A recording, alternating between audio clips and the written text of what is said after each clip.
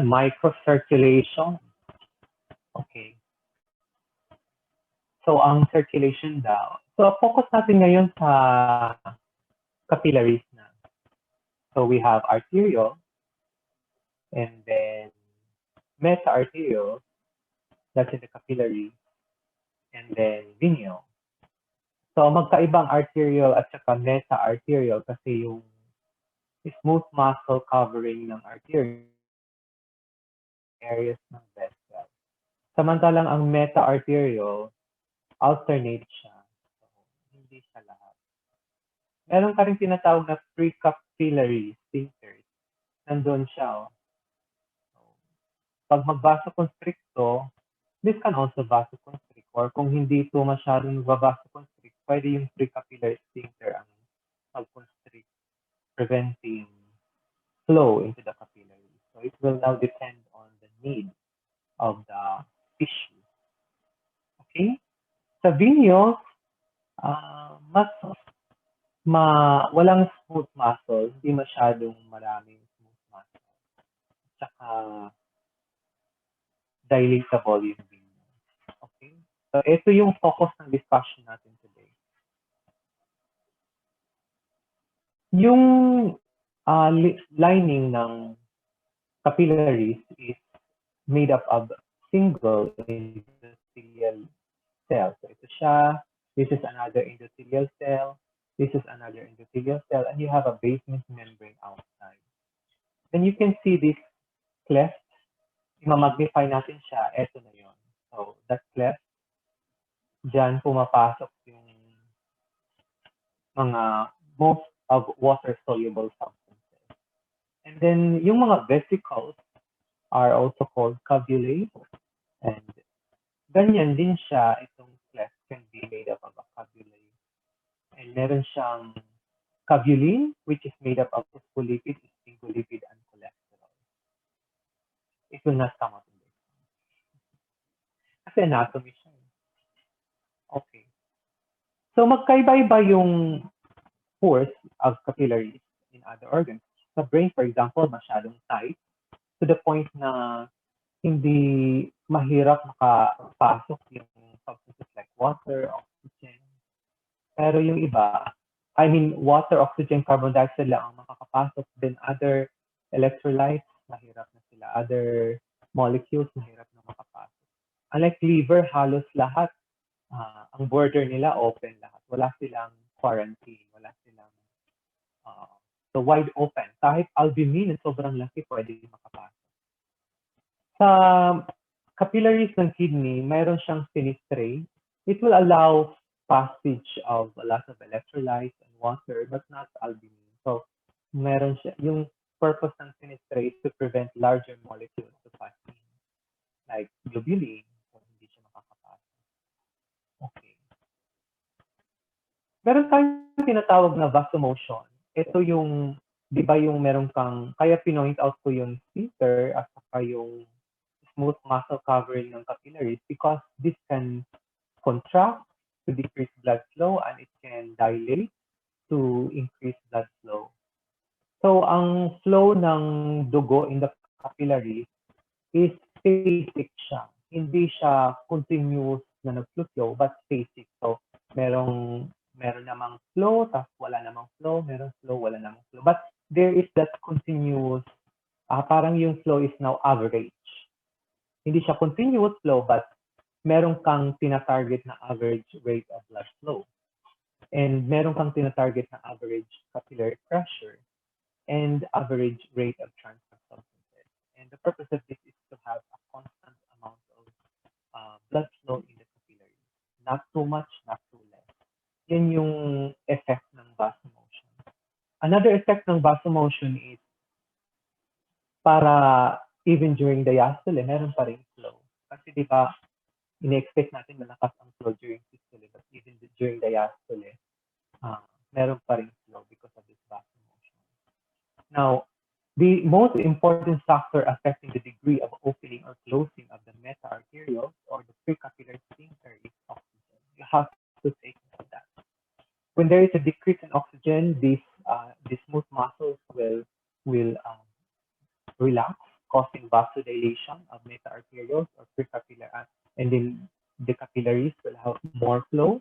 Whereas if there is increased oxygen, these um, these these sphincters will constrict, decreasing flow. So whenever there is a decrease in oxygen in the tissue, these vessels will dilate. And we will explain further in detail later paano sila nagdadilate.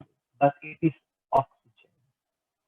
Lalabas yun sa exam kasi naka-red. So, yan yung style ko. If I put it in red, it will come out in this. So, take note of that. Up until to this point in time, most important factor is still oxygen. Meaning, increase in oxygen will vasoconstrict the vessels, and decrease in oxygen will vasodilate the meta-arteriole. Alright. So, meron tayong tinatawag na lipid-soluble substances. They diffuse. They talaga parang tao lang. So, they diffuse into the interstitium. And then, pag mga water-soluble or non-lipid-soluble, kailangan silang mag-pass through sa pore. So, merong lang yung like oxygen or carbon dioxide, they diffuse by the thermal energy or movement of this molecule.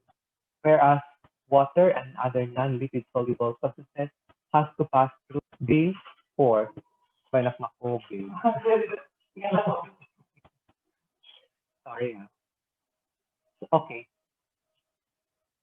The passage through the pores is dependent on the molecular weight or diameter of the molecule. So, water yung pinaka-smallest sa lahat. Kaya siya yung pinaka-baseline. 1.0 yung permeability niya. So, yung NaCl, which is larger than water, has a permeability to the pores of the capillary by 0.96. So, habang palaki ng palaki yung molecule, paliit ng paliit yung permeability. But the smallest of them all is water. Siya yung pinaka-baseline. So, kahit naman maliit yung, kahit kunwari 18 yung molecular weight ng water, the cleft or the pores is bigger, 20 times bigger than water. Kaya pwede pang makapasok yung sucrose, yung inulin, ganyan. Pero yung albumin, medyo mahirapan na. Depende na to sa type of organ. For example, if this is liver, then the pores are bigger than 7 nanometers, and probably it can, not probably, it can allow this time the passage of albumin. Whereas if we are talking about kidney, mas maliit yung fenestrae doon than the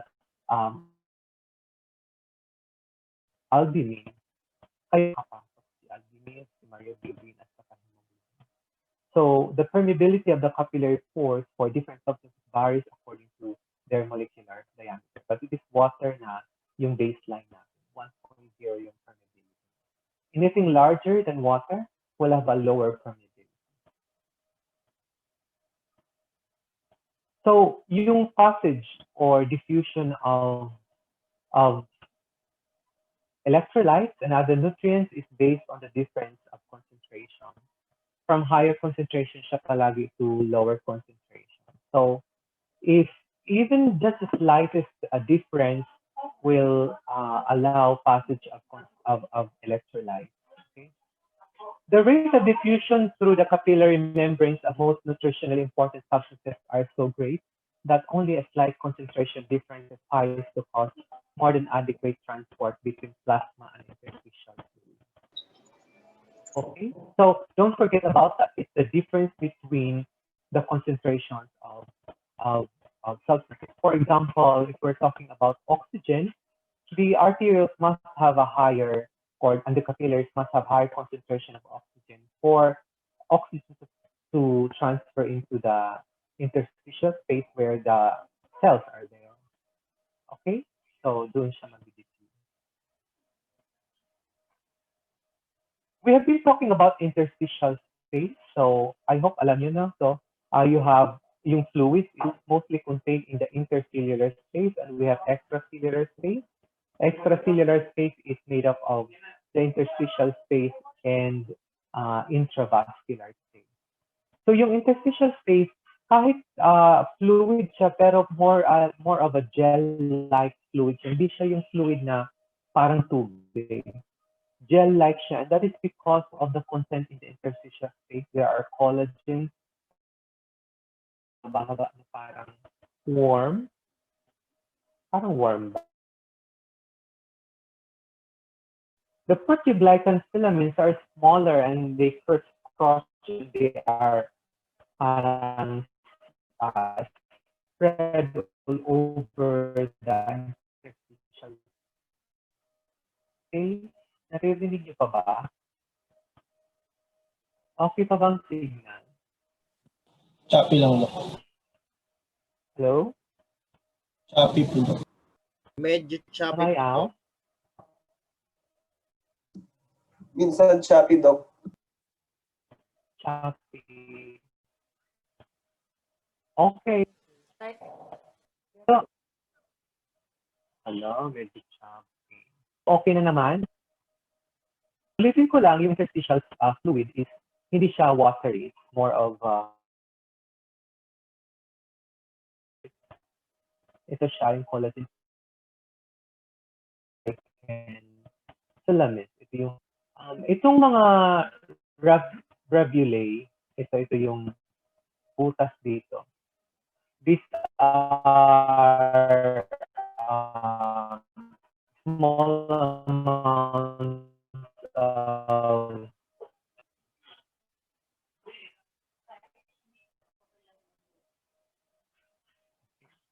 So dito tayo magtatagal sa discussion nito kasi medyo kailangan maintindihan nyo. So this will really come out in the exam.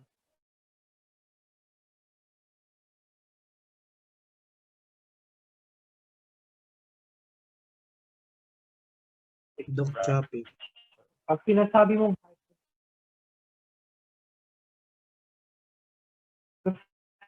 Choppy po, Doc. ng malakas